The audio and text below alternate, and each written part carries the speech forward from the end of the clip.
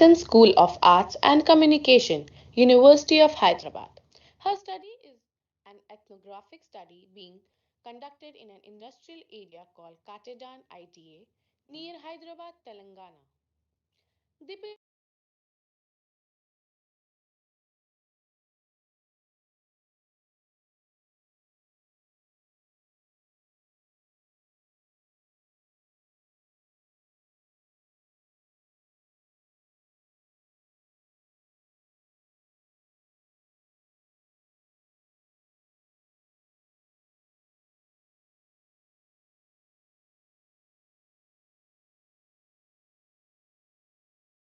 By foregrounding Henry Lefebvre's The Production of Space, this paper seeks to argue that there are possibilities of resistance and negotiation between the dominant conceived and the dominated lived spaces.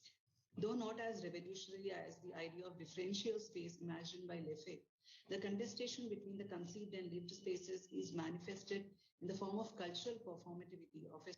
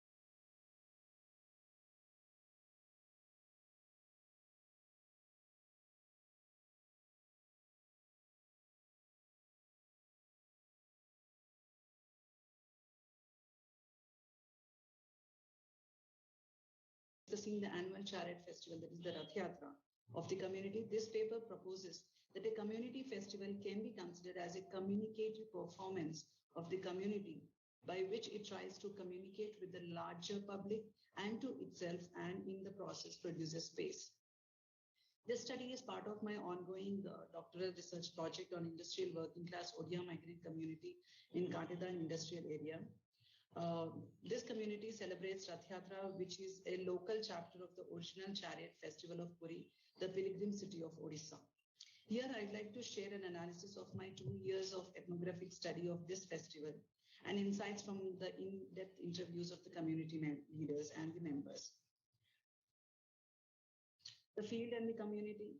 Located in the Rajendra Nagar Mandal of Rangareddy district, Katedan industrial area is one of the prominent industrial areas around Hyderabad, producing mainly plastic products. Being an industrial area, it attracts migrant workers from both intra and interstates. However, migrants from Odisha, Bihar, and Uttar Pradesh are dominant in terms of numbers, and certain pockets are geographically marked as belonging to particular state migrants. My interest lies in Odia migrant community. As claimed by the community leaders, Odia migrants were one of the early migrant workers coming to Katedan. Most of these migrants are from three districts, that is the Bhadrak, Ganjam, and the Balaso districts. The community constitutes mostly the working class labor, with few others being petty businessmen and very few being the factory owners. So these are the more settled migrants, and they have formed an organization called Jai Jagannath Odia Society with an agenda to actually conduct Rath Yatra. However, over the years, it has become a representative body which negotiates compensations for wounded or dead Odia workers, brings and actively engages in the community building.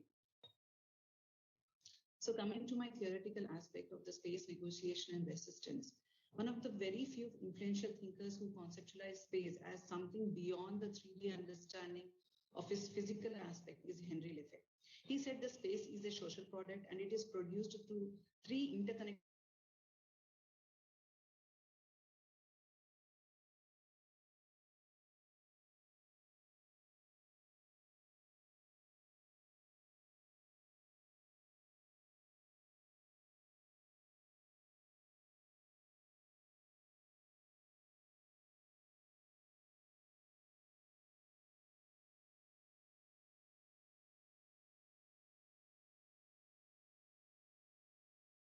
created by the experience is the dominated space.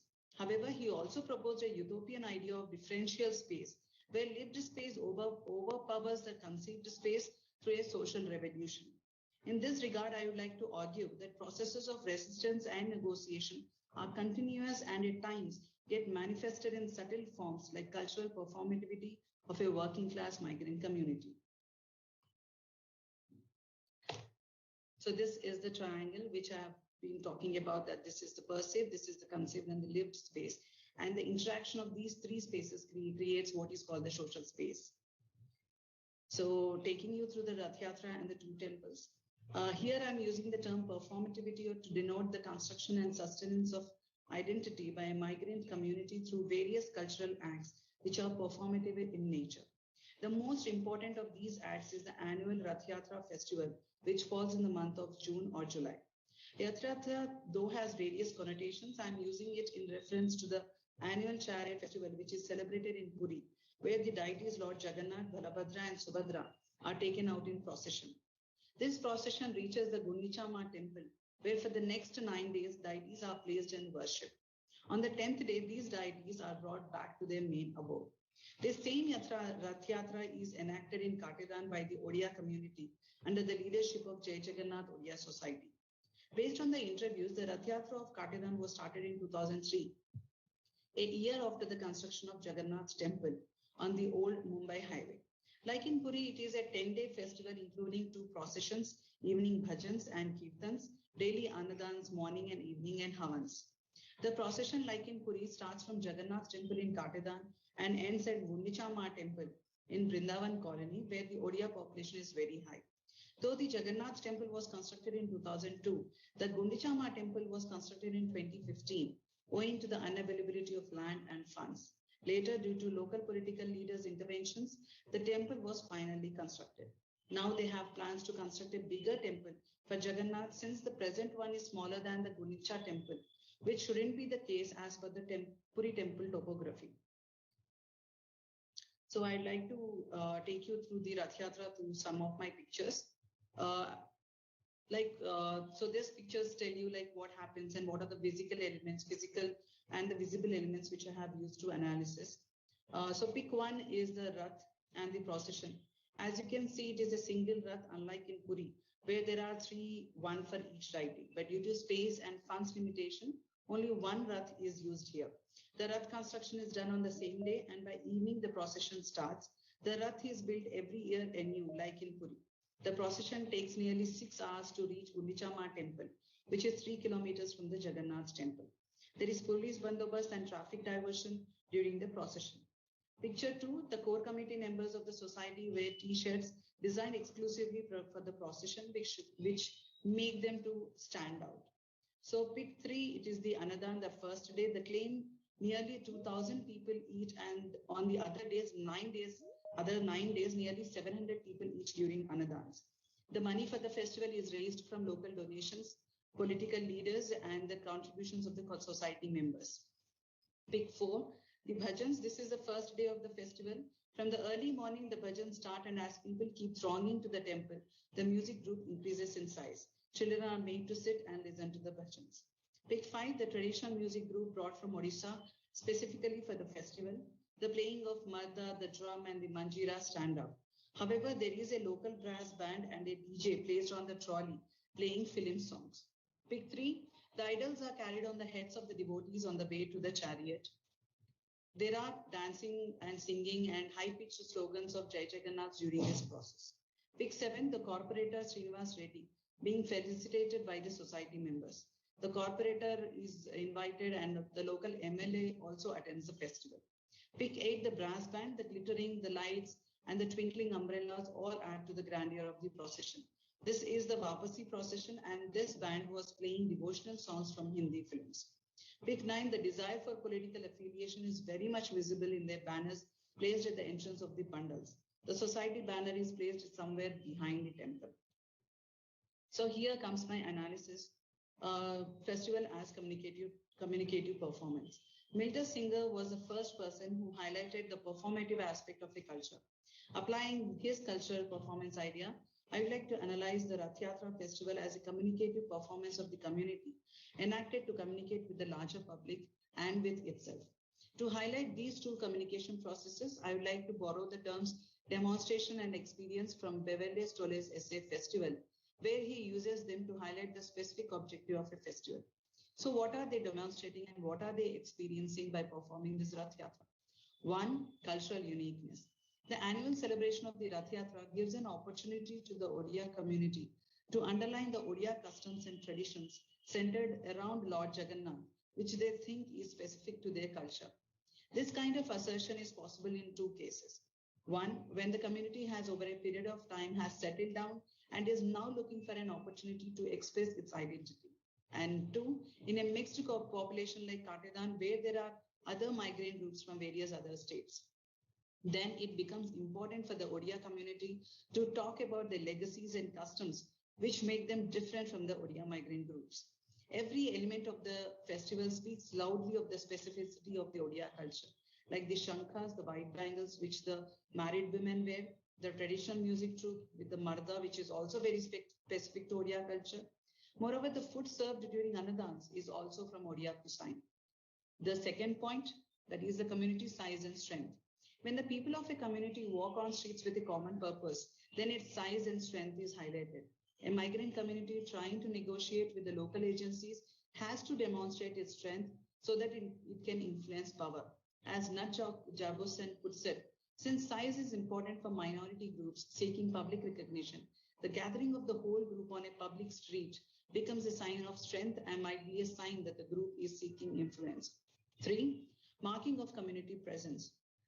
Flowing from the point above, the large-scale participation of people from its community in an event like Rath Yatra symbolizes the marking of a community presence. Women, children, and old participate, thus showcasing their community life. The common T-shirts of the society members also symbolizes the organized nature of the society, which enables it to represent the community. The presence of an organized body to represent shows the desire of the community to mark itself on the social, cultural, and political landscape of the region. Four, negotiation of sacred pathway, time, and space. As described earlier, the procession starts from Jagannath's temple and reaches the Gundicha temple. So all through the route, the participants, that is the rope pullers, dancers, musicians, organizers, are barefooted. So for a brief moment, the pathway becomes sacred to this community. The procession attains the nature of performance when its participants try to demarcate the space by enacting sacredness, and thus the route becomes a performative space. So what are they experiencing? Constructing, confirming, and celebrating the cultural collective identities. Celebration of a festival, which is the center of a community's identity, is a place far from their origin state, gives an opportunity and a reason to the community and its people to construct a collective identity. This process helps them to cope with the disrupt and disorientation caused by the migration. Once constructed, then it has to be confirmed and celebrated through these cultural performances, which would reassure their collectiveness and belonging. A new Odia migrant struggling to adjust to the new locale finds relieving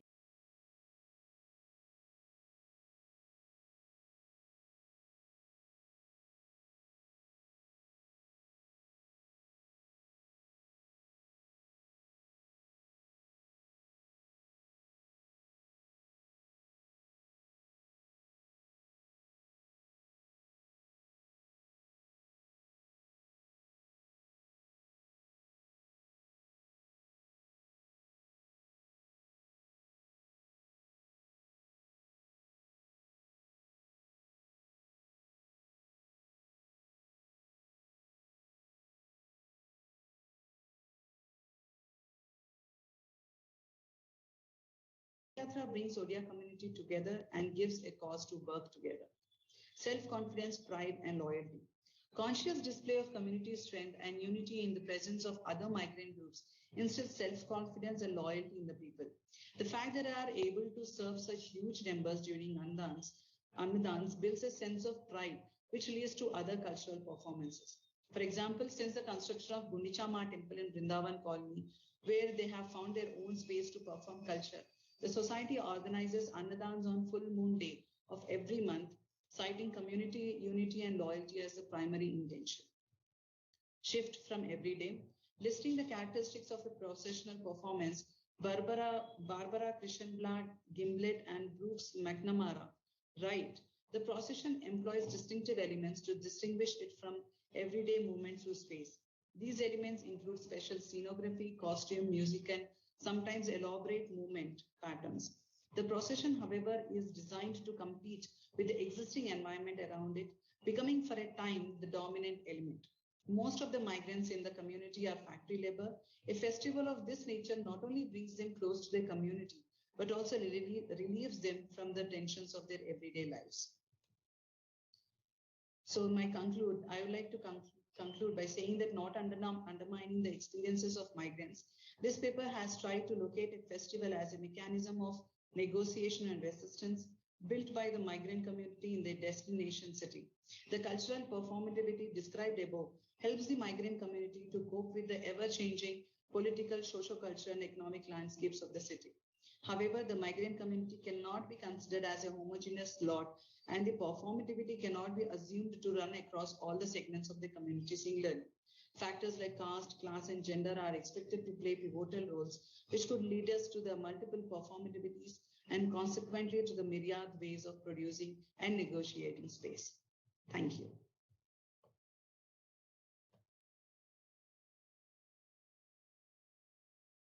Ru Ying is a second-year PhD student in School of English for International Business, Guangdong University of Foreign Studies. She is working as a lecturer in School of Foreign Languages, Chanyang University. Ru Ying will be presenting her paper on reshaping Chinese socio-cultural life with e-payment in the digital era.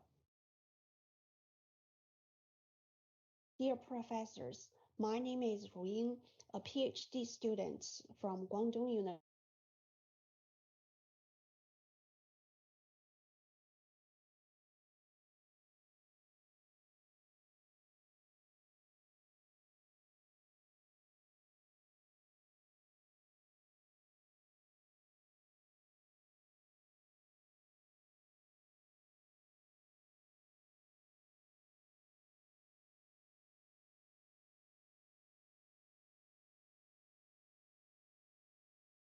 Changes socially, culturally,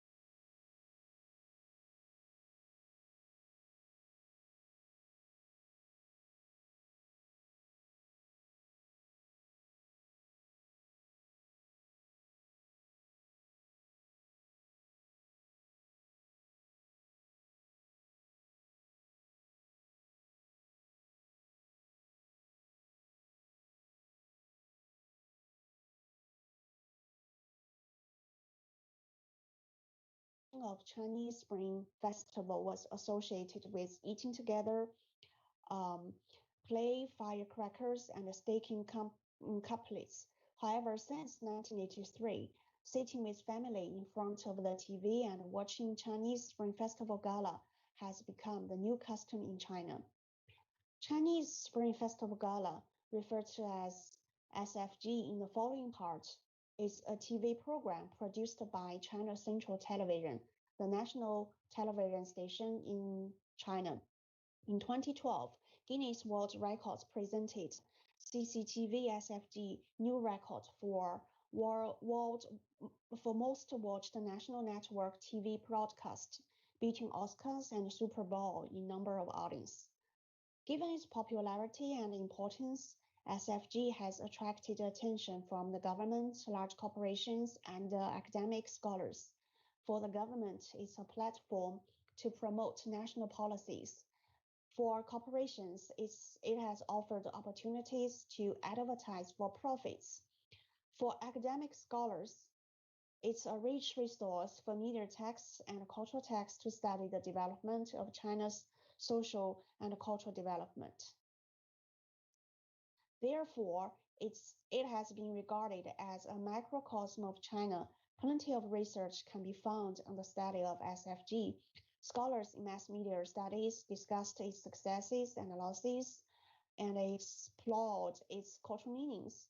Cultural studies scholars focused more on the ideology embodied in the program, discussing how the ideology and national unity were constructed.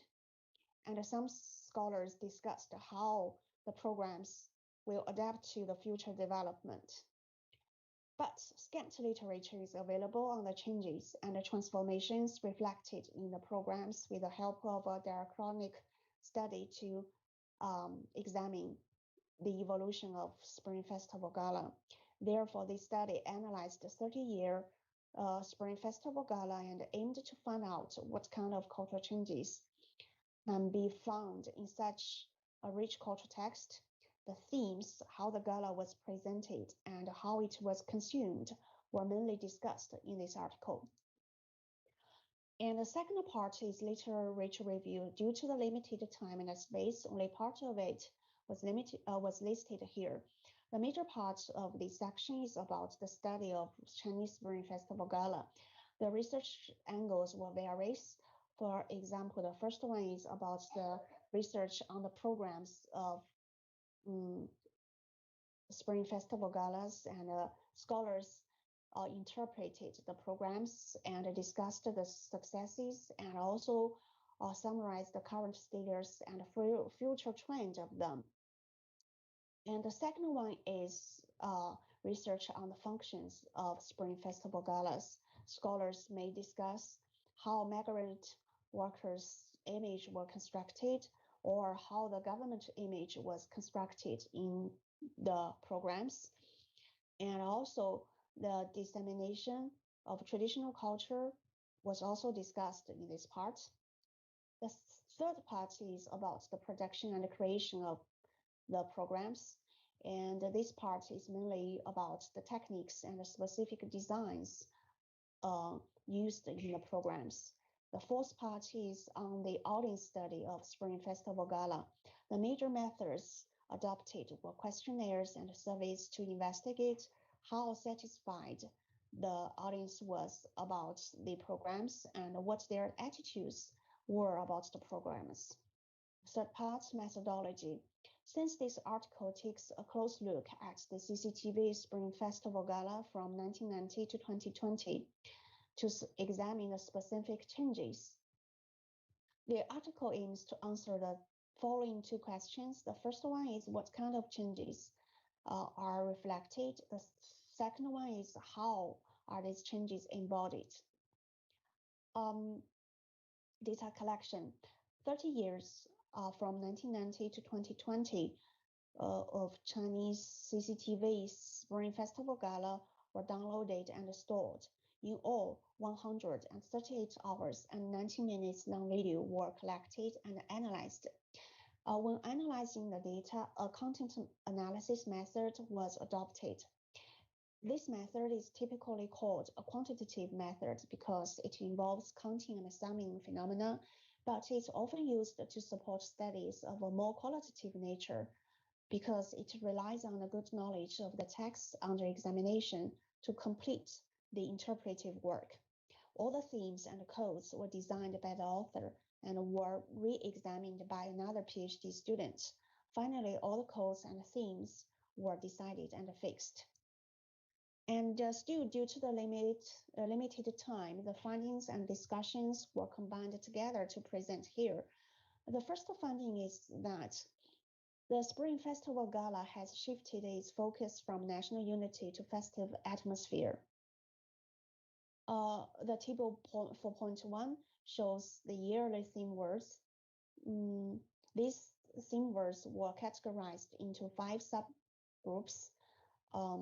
The first one is for themes for festive atmosphere, and then blessing, and then public high spirits, and then national unity and national prosperity. Table 4.2 shows the frequency of the theme words. From the table, we can see that the most frequently used theme words are words that express festive atmosphere, which appeared 17 times. And next one is boasting national unity, which appeared 15 times.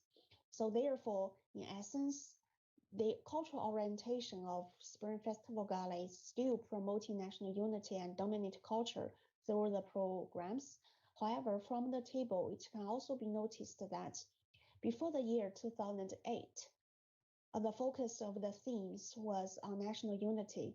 This coincides with Zhou's study in 2008. And after the year 2008, the focus shifted to festive atmosphere.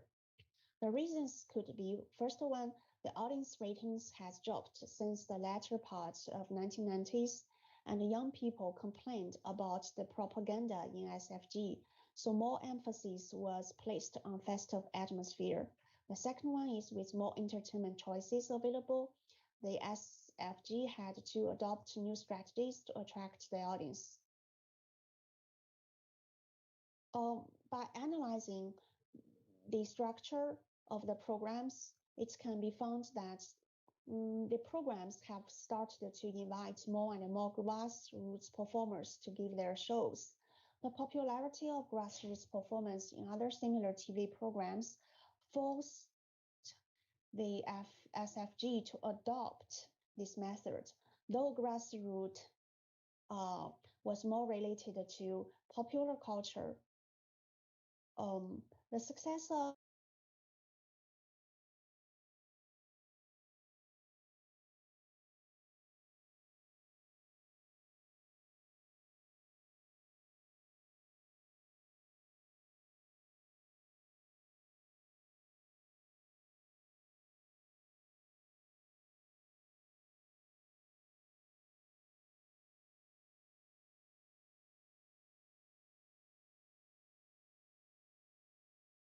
become a common phenomenon with the reform of the economic system.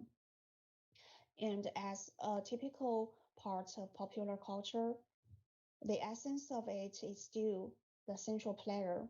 And we can conclude that pleasure or the pursuit of pleasure on the central level is at the core value of it. The phenomenon of grassroots culture reflects the characteristics of cultural pluralism after the reform and the opening up. This social pluralism refers to the heterogeneity and diversity of cultural subjects in terms of value orientations, and also is manifested in the development of contemporary China as a system of conflicting cultures.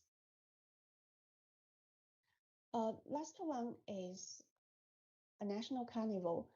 By analyzing the conception of Spring Festival Gala, it can be concluded that the Spring Festival Gala is regarded as a national carnival. Instead of families simply sitting in front of TV to enjoy the gala together, in 2014, the SFG started to combine social media, Xinlang Weibo or microblog to achieve mutual interaction with audience. This strategy has attracted young people who are more interested in internet social media. Since then, SFG has triggered an internet carnival where young audience tease and complain the programs, pick up their favorite ones, or even guess who will be on the gala before the show. In 2015, the SFG cooperated WeChat and Taobao, the most popular social media applications in China now, and distributed electronic red bag, that is money wrapped in red bag, to the audience. Therefore, the audience was glued to their screen, eager to participate in this activity. In 2015 gala only, there were more than 10 billion times of interaction between the audience and the show. We should be clear that the interaction in the second screen, that means in cell phone or internet, should also be calculated as the audience ratings. The main reasons for this are the development of new media and the demand for interactive communication and the revolt of popular culture against the dominant culture or elite culture, reflecting the spiritual connotation of people's pursuit of freedom and compatibility and joyful innovation in the Web 2.0 era. Conclusion. The Spring Festival Gala is a macrocosm of China with the analysis of the programs from the year 1990 to 2020, it can be concluded that China now is undergoing tremendous cultural transformation. One of them is that China is entering a pan-entertainment era. Though dominant culture aims to play a central role in SFG, in order to guarantee audience ratings, it has no choice but to invite more grassroots performers, combine new media to adapt to new changes, which indicated an irreversible trend for pan-entertainment era, where people give more importance to sensual pleasure, seeking faster-paced and diverse entertainment. The limitation of the study is that this study provides only one of the issues or aspects of the cultural changes. It's far from enough to analyze such an all-encompassing question or issues. So more research is needed to explore such a cultural text, and more theories could be used to analyze the evolution of, for example, the state.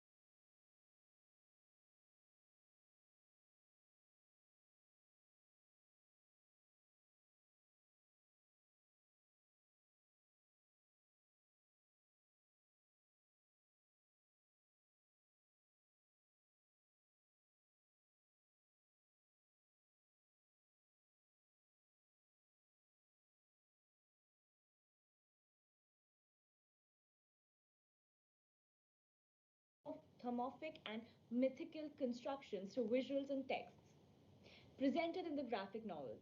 Her master's thesis was about the cultural rhetoric analysis of the graphic novel. She will be presenting her paper on post-colonial perspectives on the treatments of the other in relations to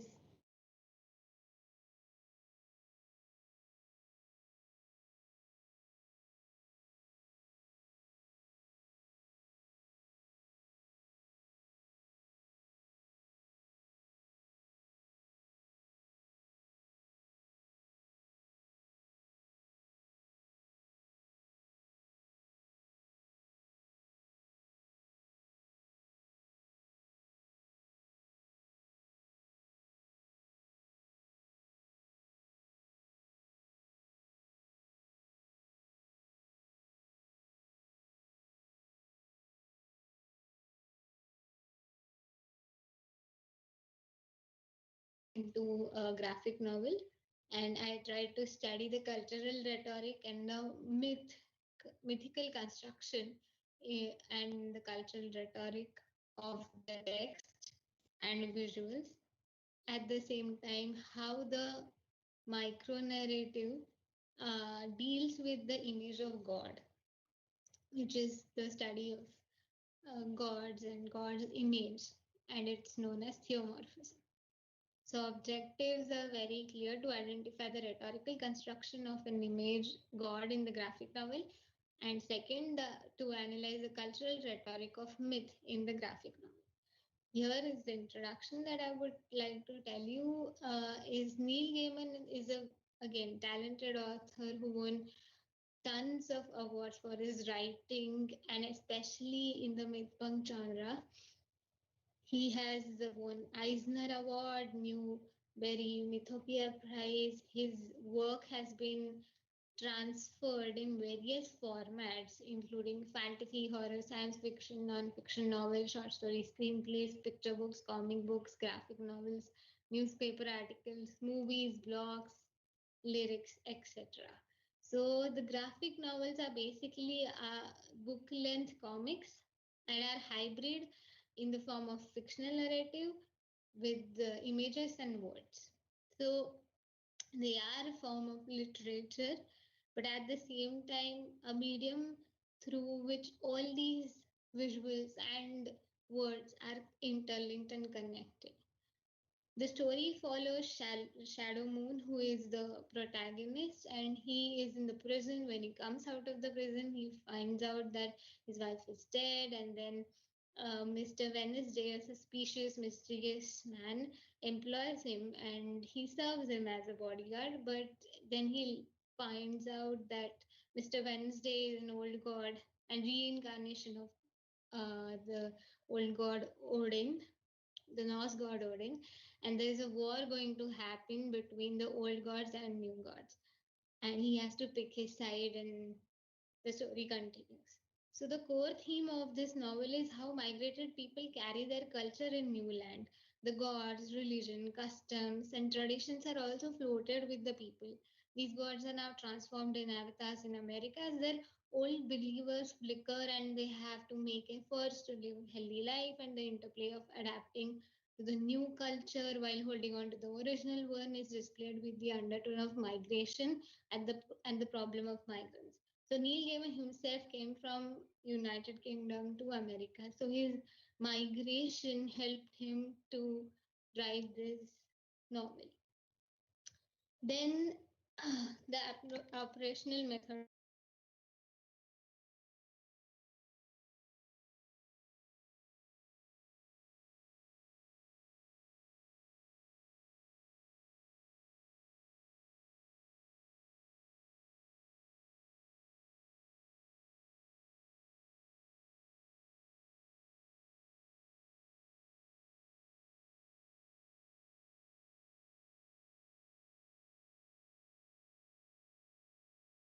But visual rhetoric was used to or applied to understand the images in the graphic novel.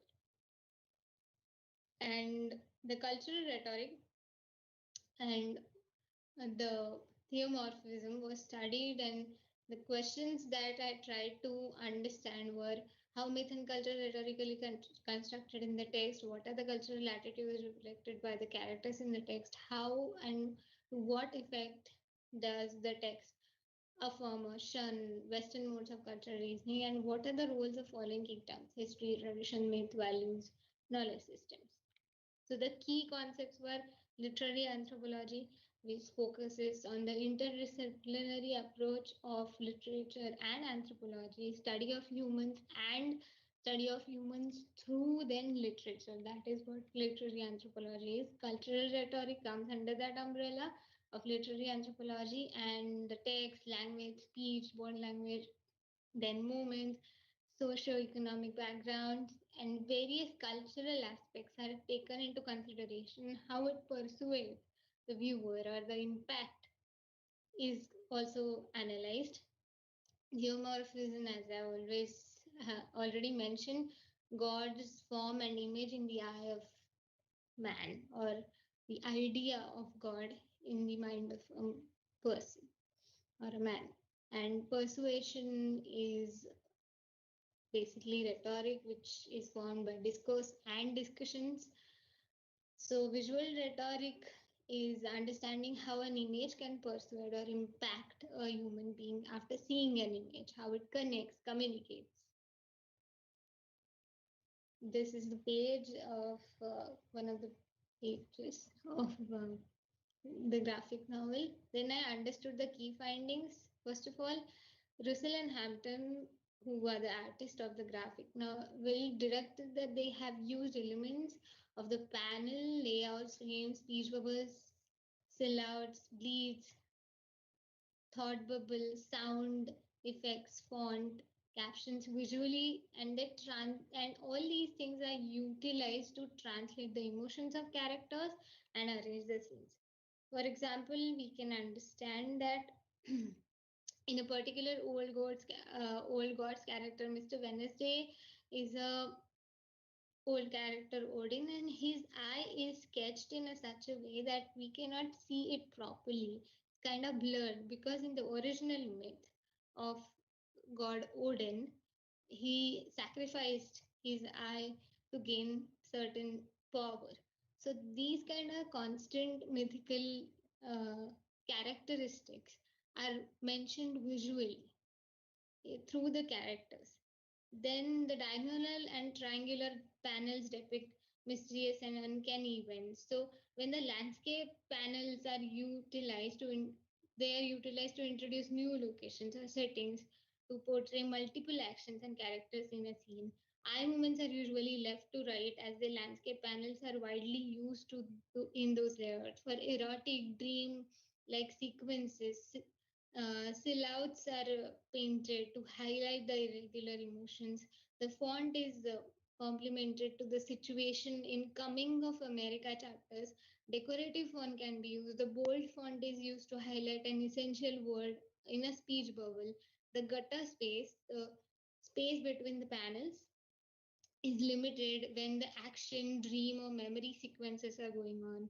Mr. Wednesday reveals his identity as Odin, and the speech bubble is significantly of a shaking voice. So there are a couple of things that visually impacts on viewer and tells about the characters and the situation. So the font, the, the thickness, or even the size changes according to it in all these things. Then the camera shots are adjusted in such a way, or the length of the character is shown in such a way that it's a lower angle or a higher angle shot, and it gives a certain kind of, delivers a certain kind of emotion at the same time. Setting of every scene is also a character building or a scene building thing. So when they have to show a certain kind of sadness, they will use thunderbolt as a setting. Weather is in such a way that visually we will get the experience of that character's emotions. Then city versus country is a common theme, which again comes under the setting to depict certain kind of situation, or sometimes to foreshadow an event also. The graphic novel succeeds in translating these physical attributes of mythical characters. So there are imageries that I try to understand: tactical, gustatory, kinesthetic, and sound reactions, actions are mentioned in certain manner. The words are different. Also, sometimes the musical um, connotations are used, or music is used, songs are used, the name of the songs are mentioned. Cultural rhetoric. In the cultural rhetoric findings, I understood that mythical attributes are again demonstrated through all the characters. So these old gods are in the new setting or modern setting, the contemporary world, but they are wearing suit and like certain kind of modern attire. But at the same time, the they have their old traditional touch, and modernity and tradition is a constant, modernity versus tradition is the constant theme. So again, city versus country, through the settings, through the attire even. So maybe, for example, the Kali, Hindu goddess, will have a short hair because she is living in modern America, but at the same time she's wearing red color sari and red vermilion color bindi on her forehead. So these kind of tiny cultural significances are constantly given. Also various kind of ethnicities such as Arabian people, and their portrayal is also there. African, Asian, European gods are also mentioned. Then we can also see that American gods revolve around a theme of mythology and belief. So here comes the understanding of theomorphism, because the old world of mythology is linked with the old gods, and the new gods are maybe, let's say, technology, then globalization, media, TV. All these are the new technological advancements, and they are personified as gods. So they are known as new gods. And Gaiman introduced this new dimension of time spent by an individuals on their beliefs, which in turn they further idealized, and these became Gaiman's new age god characters. So the belief system is the core, and Gaiman states that through this novel that if the belief of a certain person is intact, then the god is alive, or we can say the god is dead when the belief in that God is not there. So ultimately, he is saying that God is created and the image of God is created by humans. So it again revolves around the stemming of the old world of mythology with the new gods from the modern world and articulates how humans create gods through their belief system. And once the belief vanishes, the god dies. And the belief is the power to the religion or to the system of gods. So gods are personified in the myths. They emerge from the experience. Shadow, the protagonist, represented younger generations of immigrants in the contemporary America who are in the transition between native culture and modern life. Mr. Wednesday is an old god, represented the older generation which is accustomed to the traditional customs. Meanwhile, technical boy and media are the new gods, are the representation of the millennial or Gen Z who are born post the year 1990. They are habituated with the technological upgradation and customized world. So, culturally, three different factors are presented, three different societies or generations are presented. Also, in other words, the domination of cultural elements, be it historical, be it mythological, traditional, are and value oriented, are given or presented through this novel. And that's what we understand through it, that culturally it is presented in this novel. So thank you so much for listening, and I hope that you liked it. Thank you.